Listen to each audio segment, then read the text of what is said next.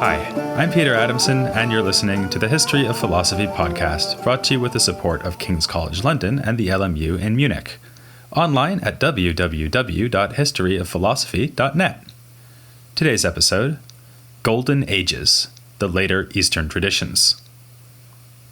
Last year, the biologist and atheist provocateur Richard Dawkins posted the following comment on the social media website Twitter, quote, "All the world's Muslims have fewer Nobel Prizes than Trinity College, Cambridge. They did great things in the Middle Ages, though." Unquote.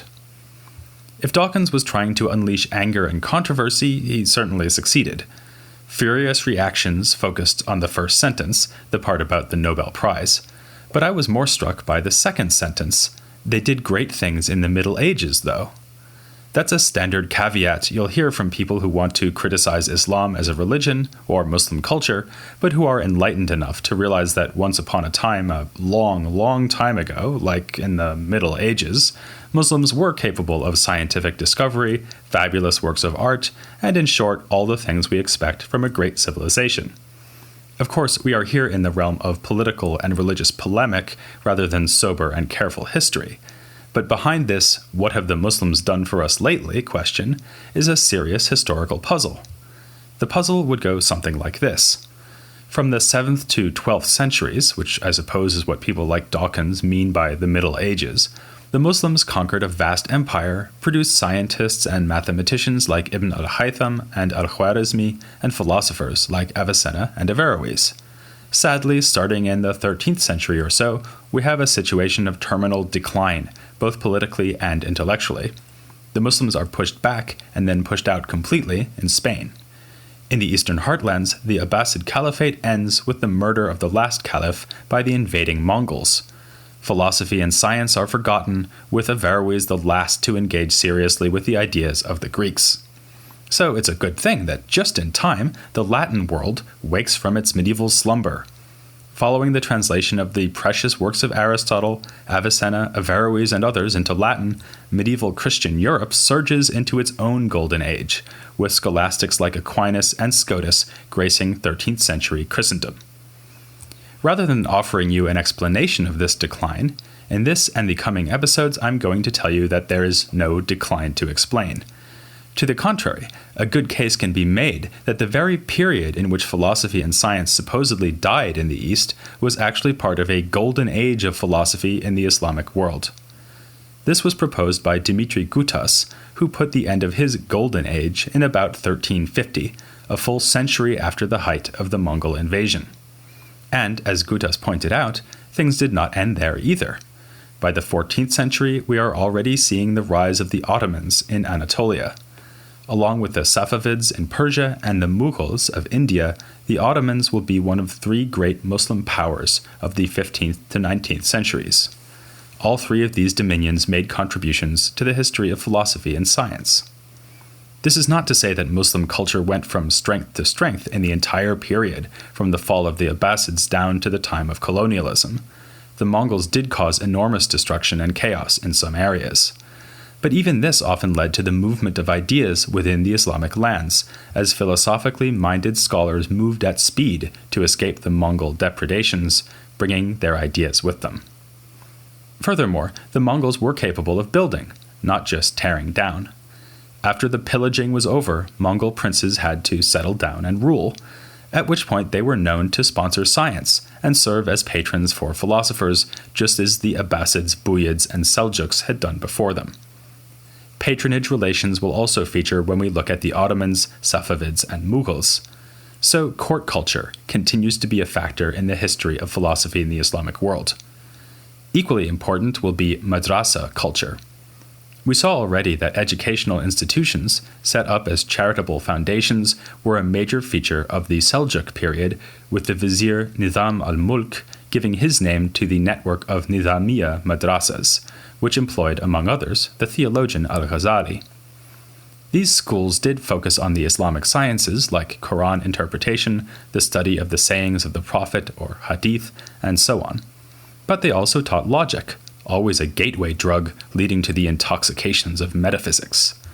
I'll be devoting a whole episode to later innovations in logic, something in part made possible by the madrasa system. there's a parallel here that is hard to resist. As the madrasas were becoming an ever more dominant part of the intellectual scene in the Islamic world, the universities were rising in Latin Christendom. It is presumably no coincidence that in both settings we see the development of something that could fairly be called scholasticism. Like their Latin-writing Christian contemporaries, Muslim philosopher-theologians in the East were producing enormously sophisticated treatises, full of finely drawn distinctions, always depending on their mastery of logic. Also, as in late medieval Christendom, the commentary emerges as a primary vehicle for philosophy. So, instead of imagining the Islamic world in decline while Europe surges forward towards the Renaissance, we can actually discern a parallel development in the two realms. The difference is that in Europe, scholastic philosophy and commentary responded above all to Aristotle. In the Islamic heartlands, from Syria to Central Asia, Aristotle had by now been displaced by Avicenna. I've already mentioned this numerous times, and in the episodes to come, we're going to see Avicenna dominate the philosophical landscape in the way I have promised. The most original philosophical minds were often religious scholars, theologians, and jurists. They will express their originality by attacking, adapting, and adopting the ideas of Avicenna, a phenomenon I suggest calling Avicennan scholasticism. It would, however, be too simple to think in terms of just one Avicennan tradition in these later centuries. Better, although even this is a bit of a simplification, would be to think of 4 branches, sprouting and intertwining from the 12th century onwards, with all 4 responding to Avicenna.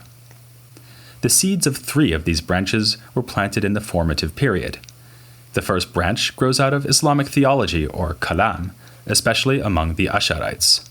A massively influential theologian who lived into the early 13th century, dying in the year 1210, was Fakhr ad-Din ar-Razi. He is an outstanding example of the scholastic tendency I just described. His lengthy works full of deft dialectical maneuvering as he negotiates between classic Ash'arite positions and the ideas of Avicenna. Among ar-Razi's major works is a commentary on Avicenna. Along with other works by ar-Razi, it will provoke further commentaries by like-minded Ash'arite philosopher-theologians and their intellectual rivals. Among those rivals, one stands out in particular, Nasir ad-Din at-Tusi. He's such a complicated figure that it is difficult to see him as growing from just one branch of the tradition, but for at least part of his career, at-Tusi espoused Ismaili Shi'ism, and he will not be the only Shiite thinker in these later centuries. This is the second branch I have in mind, philosophy among Shiites, of both the Ismaili and Twelver varieties. When we get to the Safavid period, we are going to see numerous thinkers doing their philosophy within the framework of Twelver Shi'ism, which was upheld by the Safavid dynasty. Among these was Mullah Sadra, the most famous Muslim philosopher after the 12th century. Sadra lived in Safavid Persia in the 17th century and is noteworthy for the way he draws together nearly all the strands of philosophy in the Islamic world up to his time. He is not only a Shiite, and one whose philosophy is deeply engaged with Avicenna, he also stands at the intersection of our third and fourth branches, Sufism and Illuminationism.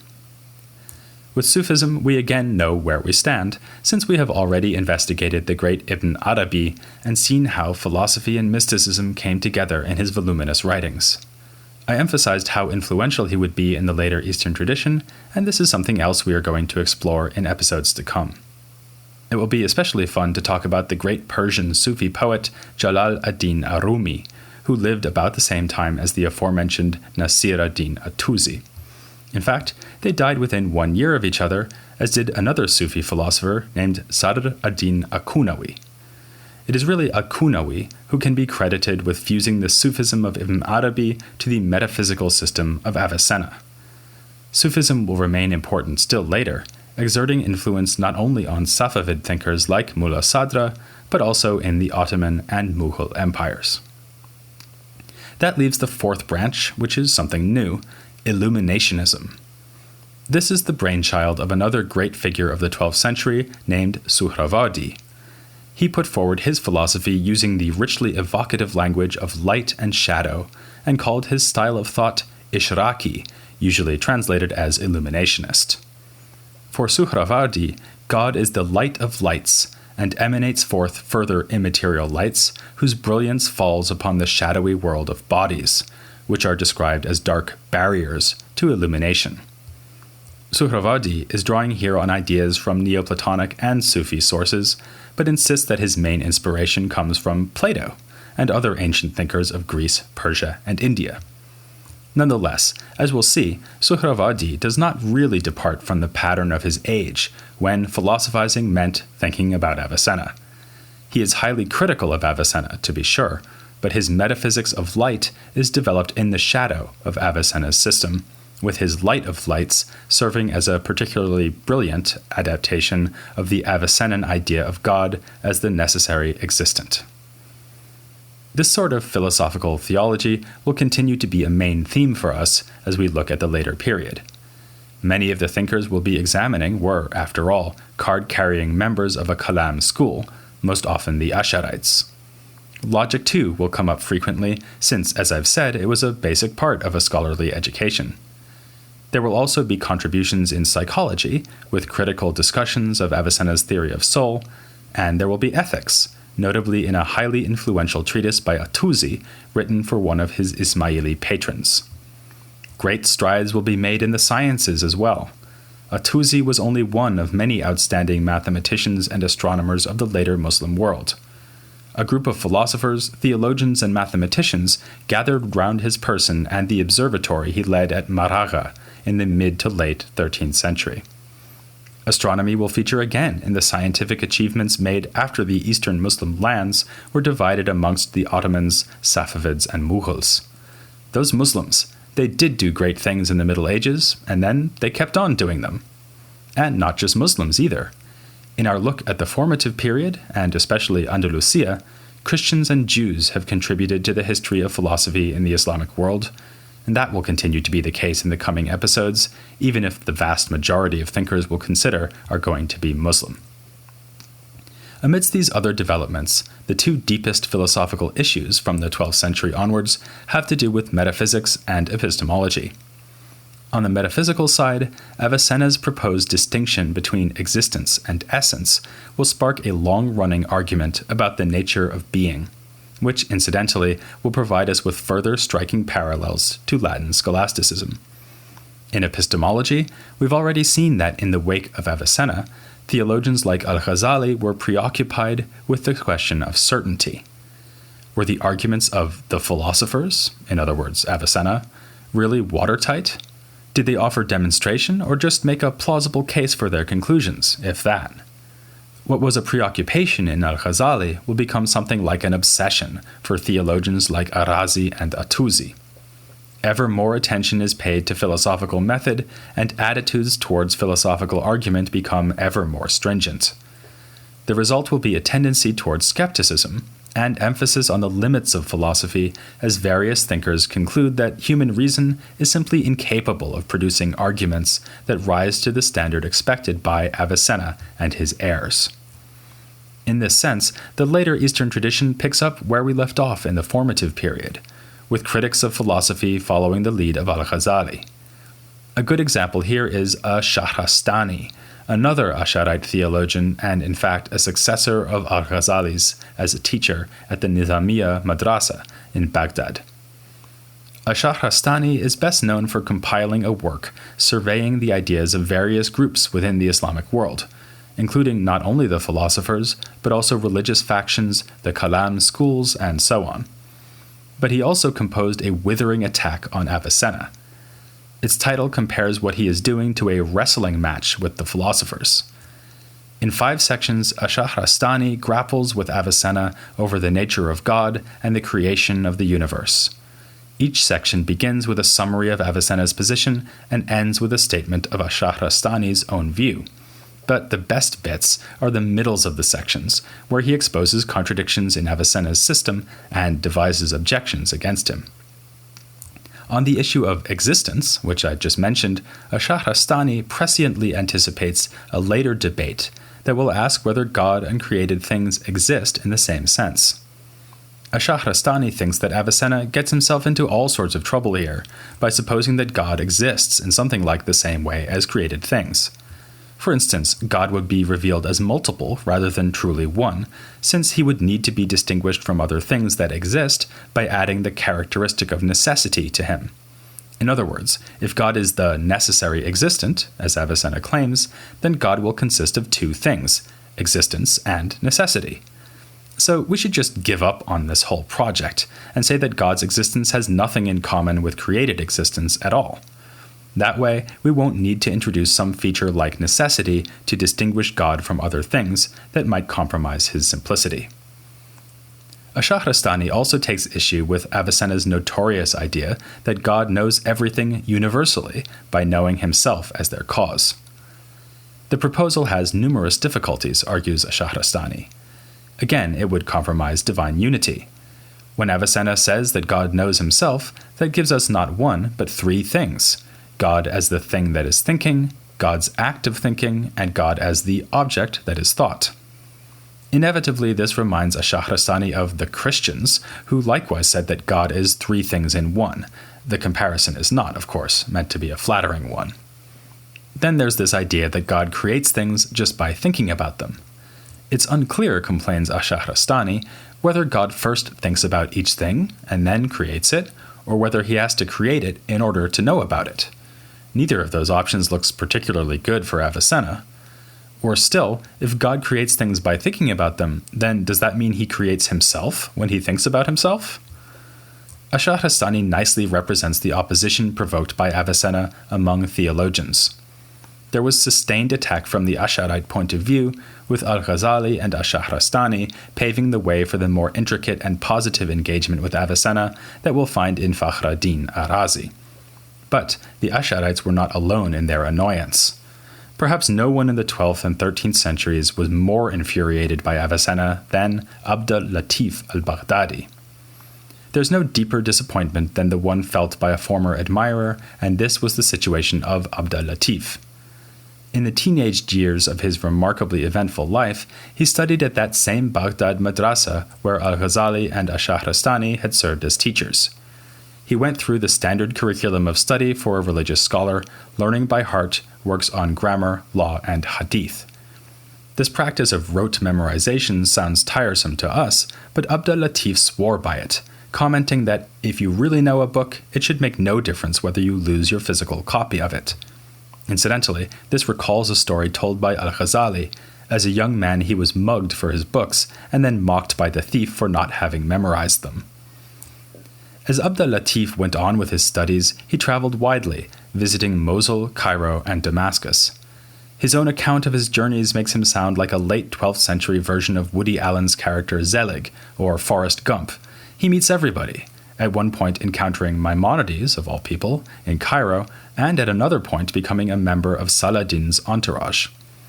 For most of this time, Abd al-Latif was of the view that everything worth knowing could be found in the works of Avicenna. But more serious study of the ancients convinced him otherwise. The true philosophers lived simple, ascetic lives, unlike the wine-drinking, supposedly sexually voracious Avicenna. In a sign that Abd al-Latif is no follower of Al-Ghazali's, he adds that the ethical burden of philosophy is actually heavier than that placed on us by the religious law. Like his near contemporary Averroes far to the west, Abd al-Latif came to the view that one should go beyond Avicenna into the past, studying the wisdom of the ancients and their more faithful Muslim interpreters like Al-Farabi. It's for this reason that Abd al-Latif wrote a paraphrase on one book of the Aristotelian Metaphysics, a rare expression of interest in Aristotle in the Islamic East, after his works had been otherwise eclipsed by Avicenna. But this was more flash in the pan than the dawning of a new era of Aristotelian scholarship. Not until the Safavid period will we witness a true resurgence of interest in the philosophical works that had been translated from Greek into Arabic under the Abbasids.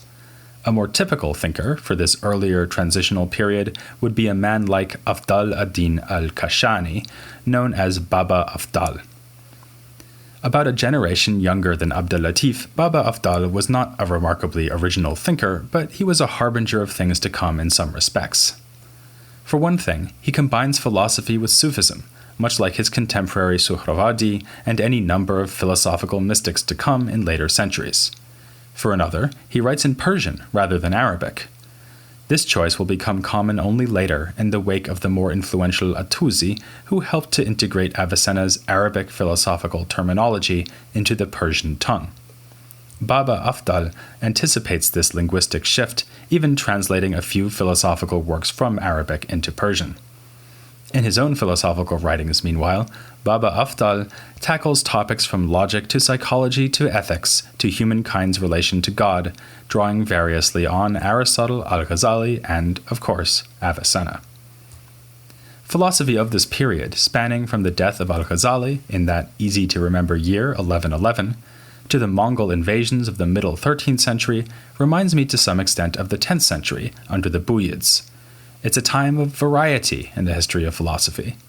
In the 10th century, there was the professionalized Aristotelianism of the Baghdad school, the open-minded Platonism of the Kindian tradition, the sophisticated kalam of quarreling Mu'tazilites and Ash'arites. For about a century, there were a lot of directions philosophy could have gone. Avicenna put an end to that, serving as a one-man filter through which philosophical ideas would have to pass to the later Eastern tradition. Now, though, things are again growing more diverse. Avicenna always plays a role somehow. Some scholars like Ash-Shahrastani and Abdul-Latif al-Baghdadi struggle against him with all their might and decry his pernicious influence, both intellectual and moral. Others, like Fakhruddin Arazi, are more temperate critics, borrowing as much as they reject. Avicenna provokes synthesis, as with Sufism, and creative adaptation, as in Suhrawardi's new Illuminationist philosophy. Philosophy was once again branching in different directions, and this time no single thinker was going to intervene to prune it back to a single stalk. So, with all this going on, why is it widely thought that philosophy in the Islamic world goes into steep and terminal decline after Ghazali and Averroes? The answer is simple. The later Eastern thinkers had little or no influence on European philosophy, so European historians of philosophy have, until recently, paid them little or no attention. The narrative of decline and the notion that Muslim philosophy and science ended in the Middle Ages make for bad history. It's the kind of history that involves thinking something never existed simply because you haven't looked for it. We, of course, are not going to make that mistake, and are going to take a good long look at the Eastern thinkers I've mentioned in this episode, and many more besides.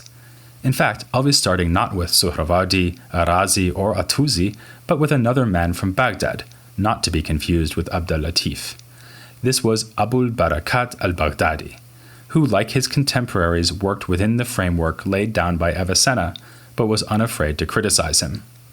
Not unlike Hasdai Crescas in the Jewish tradition, whom we saw developing new ideas in physics by attacking Maimonides, Abul Barakat's disagreements with Avicenna's physics led him to some novel and startlingly modern ideas. So, join me as I begin to fulfill these Eastern promises, starting with Abul Barakat al-Baghdadi, next time on The History of Philosophy, without any gaps.